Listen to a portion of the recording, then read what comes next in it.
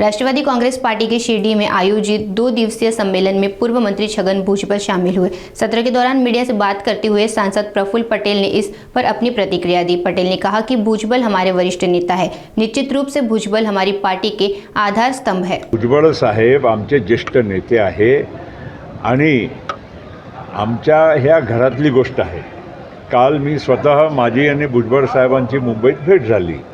त्यामध्ये त्यांनी असा ठीक आहे काही गोष्ट असते, पण असाही नाही आहे की नाराजी टोकाची आहे किंवा काही आम्ही घरामध्ये बसून मार्ग काढू शकत नाही।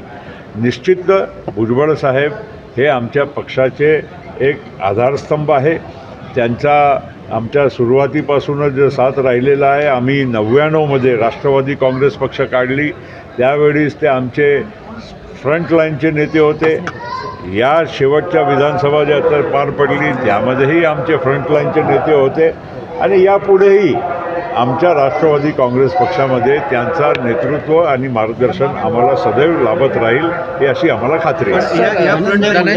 धनंजय मुंडेंना लक्ष करून अपमानित केलं अशी त्यांची भावना आहे। ही शब्दाचा जो वापर तुम्ही करतात अपमानित, हे सगळं मला वाटतं योग्य नाही।